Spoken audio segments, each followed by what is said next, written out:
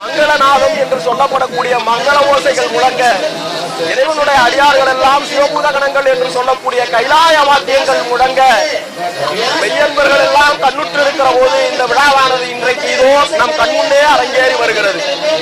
ஆகா, தேவர்கள் பூமாரி பொழிவார்கள் என்று சொல்வார்கள். அதே போல இப்போது மேலிருந்து பூமாரி பொழியக்கூடிய நிகழ்ச்சியிலே நாம் கண்ணுற்று இருக்கிறோம். அங்கிங்கனாதுபடி எங்கும் நீக்கமர இறைந்திருக்கக்கூடிய இறைவனுடைய திருவருள் கருணையானது திருக்கோயிலே நிறைந்து உறைந்து இருப்பதனால் தான் நாம் திருக்கோயிலுக்கு வந்து வழிபாடு செய்ய வேண்டும் என்பதனை பெரியோர்கள் நமக்கு வலியுறுத்தி இருக்கிறார்கள். ஆலயம் தொழுவது சாலமும் நன்று என அவை ஆத்திச்சூடிகள் சொல்லுகிறார்.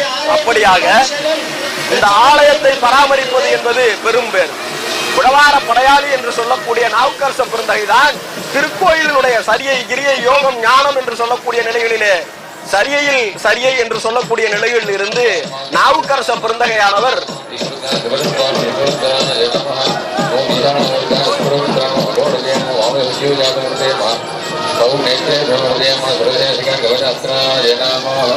வரலாற்று சிறப்புமிக்க ரவீஸ்வரர் பெருமானுடைய திருக்குட நன்னீராட்டு பெருவிழாவானது குருவருளும் திருவருளும் ஒரு சேர இணைந்து இதோ நம் கண்முன்னே அரங்கேறி வருகிறது. எல்லாம் வல்ல நீக்கமர நிறைந்திருக்கிற வியாபித்திருக்கிற பரம்பொருளினுடைய பேரருள் கருணையினால்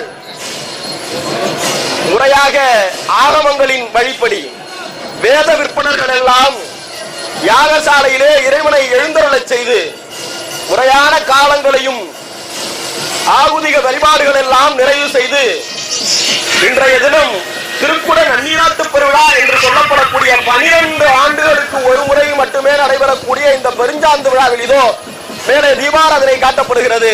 பெருஞ்சாந்து பெருவிழா காணாதே போதியோ பூம்பாவா என்றார் ஞானசம்பந்த பெருமான். எந்த ஜென்மத்தில் நாம் செய்த புண்ணியமோ இன்றைக்கு நாம் எல்லாம் இந்த பெருஞ்சாந்து பெருவிழாவை கண்ணுற்று இருக்கிறோம்.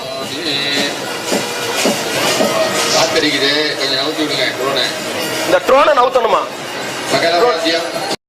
முழங்க இதோ தேவர்கள் பூமாரி பொழிவார்கள் என்று நாம் எல்லா புராணங்களிலும் படித்திருக்கிறோம்.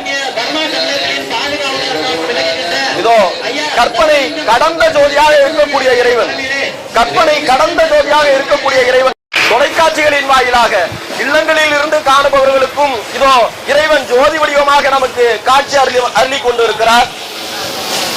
ஞான மாணிக்கவாசக பெருந்தகை சொல்லுகிறார், சிவபெருமான் எப்படிப்பட்டவன் என்றால் அவன் இல்லங்களிலும் உள்ளங்களிலும் இல்லங்கள் தோறும் எழுந்தருளி செங்கமல பொற்பாதம் தந்தருளும்.